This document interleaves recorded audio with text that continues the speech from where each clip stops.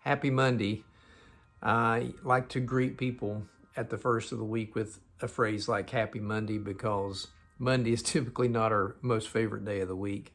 I hope you had a good weekend. And as we get started into this new work week, I just want to bring you a quick something to think about. I've been reading throughout the Bible. I don't have a pattern where I'll read this certain section, this certain section. It just depends on the mood of the day and how I'm led and what's going on around me. Recently, I've been reading in the book of Genesis. Chapter 25 is a particularly interesting chapter if you're interested in reading something that's unusual.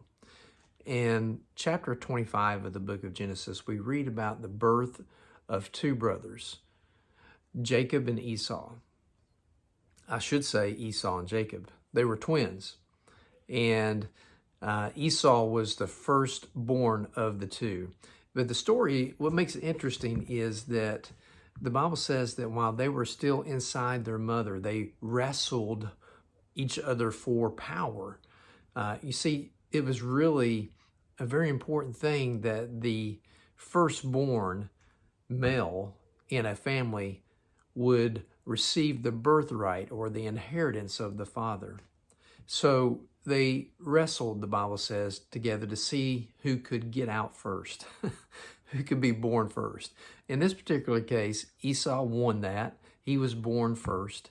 And what makes it fascinating is that when Jacob was born after Esau, the Bible says that Jacob's hand was on the heel of Esau. It's like he was trying to hold on to Esau to keep him from getting out first.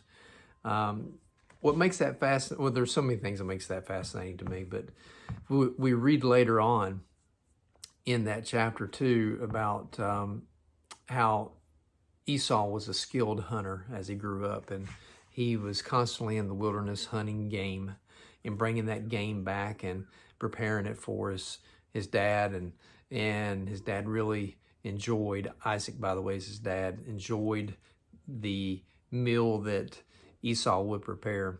Well, Jacob was also kind of a chef of his own. He liked to cook. He didn't like to go out and hunt, but he liked to prepare things. And one day, Jacob was preparing this stew. And when Esau came into the room where Jacob was preparing the stew, Esau was very hungry, and he asked Jacob for some stew. And Jacob said, "All right, I'll give you some stew if you'll sell me your birthright." That sounds like a conniving brother, right? Trying to get something out of his other brother. That's the way brothers are. And these guys, they were struggling before they were born, and they're still struggling for power now. But interestingly enough, Esau agrees to it. He says, "All right, I'll sell you my birthright. Just give me something to eat. I'm really starved." And essentially, Esau gave away his inheritance and his birthright just for some food to satisfy him at that moment. And that is what I really want to get in front of you this week as we begin this week. You know, I want you to think about long-term versus short-term. Sometimes we have to make short-term decisions that require an immediate response, an immediate reaction. But oftentimes we can make short-term decisions without considering the long-term consequences. I'm sure if Esau could have that all back, he would have chosen not to sell his birthright. Sometimes the decisions we make, we can't go back.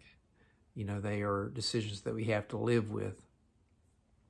I would just encourage you to ponder what kind of things you have going on in your life, short-term and long-term. What kind of decisions are you making that will affect both?